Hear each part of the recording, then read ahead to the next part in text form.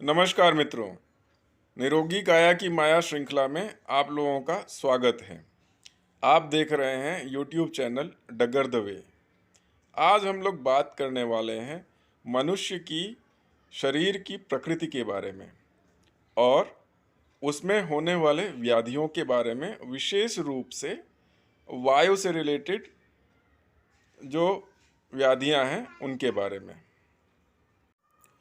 मित्रों, आयुर्वेद के अनुसार हमारा शरीर 3 तरह के दोषों से बना हुआ है और उसमें इन्हीं की व्याप्ति रहती है। यह है पित्त दोष, कफ दोष और वायु दोष। जब ये तीनों दोष बैलेंस्ड रहते हैं तो हमारा शरीर स्वस्थ रहता है, और जैसे ही इनका बैलेंस बिगड़ता है तो हमारा शरीर अस्वस्थ हो जाता है। अब मैं इनकी लाक्षणिकताएं बताता हूँ। जैसे मान लीजिए, यदि कफ का दोष बढ़ता है या उसमें वृद्धि होती है तो हमें कफ से रिलेटेड प्रॉब्लम्स होती हैं, जैसे सर्दी, खांसी, जुकाम, और उसके साथ जब पित्त मिल जाता है तो बुखार। इसको हम वायरल भी समझ सकते हैं। इसके अलावा केवल यदि पित्त का दोष बढ़ता है तो पित्त से रिलेटेड समस्याएं बढ़ती हैं, जैसे बुखार होना। उसके अलावा हमारे रक्त से रिलेटेड जितने भी विकार हैं, जैसे मान लीजिए पिंपल्स, इसके अलावा एसिडिटी, ये सारे के सारे पित्त के विकार हैं।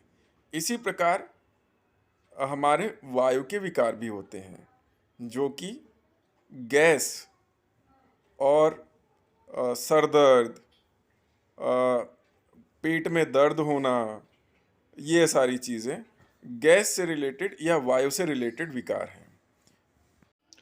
आज की यह जो श्रृंखला है वो वायु दोष के ऊपर सन्निहित है, और उसमें भी प्राथमिक तौर पे अगर कोई समस्या है तो उसके उपचार किस तरह से करेंगे उसके ऊपर यह सन्निहित है। हमारा जो गैस है वो सामान्य तौर पे इसलिए होता है कि हम जो भी खाते हैं वो सही से पचता नहीं है। वो आधा पचा हुआ जो खाना है वही गैस बनाता है। तो इसके लिए क्या करना चाहिए?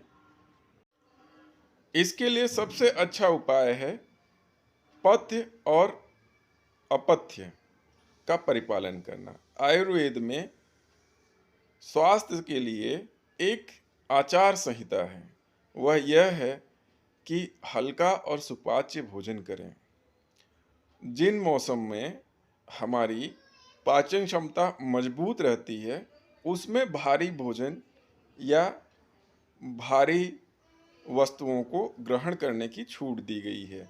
जैसे मान लीजिए, और वह हमारी संस्कृति में उन चीज़ों का परिपालन होता भी रहा है, लेकिन आज आधुनिकीकरण के युग में हम सारी चीज़ों को दरकिनार कर देते हैं। जैसे मान लीजिए, गर्मी में और बरसात में हमारा पाचन उतना मजबूत नहीं रहता है, तो ऐसे समय में हल्का भोजन करना चाहिए। और सर्दियों में जब हमारा पाचन मजबूत होता है तो आपको ध्यान होगा, गोंद के लड्डू खाना, बेसन के लड्डू खाना, उसके अलावा तिल, मूंगफली, ये सारी चीज़ें, उड़द की पाक, पीठी, ये सारी चीज़ें खाने और सेवन करने के लिए आयुर्वेद भी सलाह देता है। लेकिन गर्मियों में और बरसात में हल्का सुपाच्य भोजन किया जाए।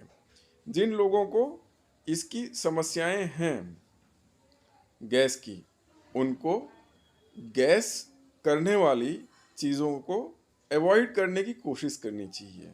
वायुकर चीज़ें क्या हैं? वायुकर चीज़ें हैं दालें, जो कि पचने में भारी होती हैं। तो उसमें देखिए, प्रोटीन की मात्रा को भोजन में कम नहीं किया जा सकता। तो जो हल्की दालें हैं, सुपाच्य दालें हैं, उनका प्रयोग करना चाहिए, जैसे मूंग की दाल। और दाल यदि खानी ही है, अरहर की दाल खाए बिना अगर हमारा चलता नहीं है, तो हमको पतली दाल का सेवन करना चाहिए, ना कि बहुत गाढ़ी दाल का। इसके अलावा जो भी वायुकर चीज़ें हैं उसको अवॉइड करने का प्रयास करना चाहिए, जैसे आलू, कंद और कटहल और पंपकिन या जिसको हम बोलते हैं कद्दू, बैगन, ये सब्जियां अवॉइड करने की कोशिश करनी चाहिए। बासी खाना नहीं खाना चाहिए।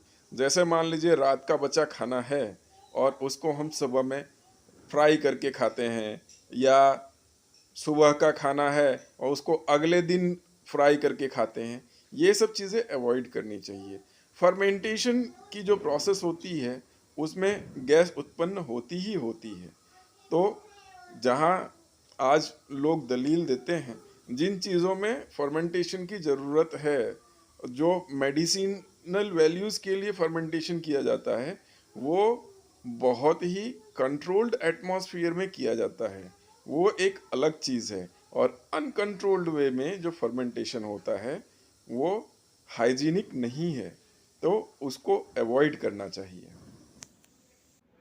मित्रों, उद्यम सुधा एंटरप्राइजेज में हमने आयुर्वेदिक विशेषज्ञों और डॉक्टर्स के परामर्श और निर्देशन में एक बहुत ही महत्वपूर्ण दवा गैसांतक का निर्माण किया है, जिसमें जीरा, मेथी, आजमा, सोआ, हींग, अमचूर और काला नमक का प्रयोग किया गया है। यह गर्म पानी के साथ लेने पे तुरंत ही गैस को रिलीज़ करता है और आपके पाचन को मजबूत बनाता है, जिससे आपको भूख भी लगती है और आप जो भी खाते हैं वो जल्द ही पच जाता है। इसका भी आप सेवन और प्रयोग कर सकते हैं।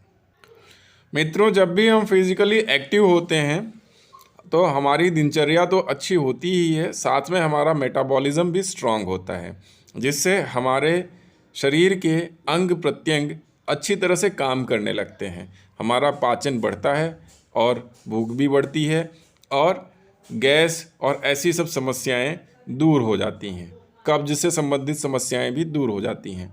तो मेरा आपसे अनुरोध है कि कुछ हल्का फुल्का व्यायाम या कोई छोटी मोटी एक्सरसाइज कम से कम आधे घंटे ज़रूर करें। इससे आपका शरीर स्वस्थ रहेगा। मित्रों, आपको यदि मेरा यह वीडियो पसंद आया हो तो कृपया लाइक करें, सब्सक्राइब करें और बेल आइकॉन दबाएं, ताकि इस तरह के जब भी मेरे वीडियोज़ आते हैं तो आप निरंतर देख सकें।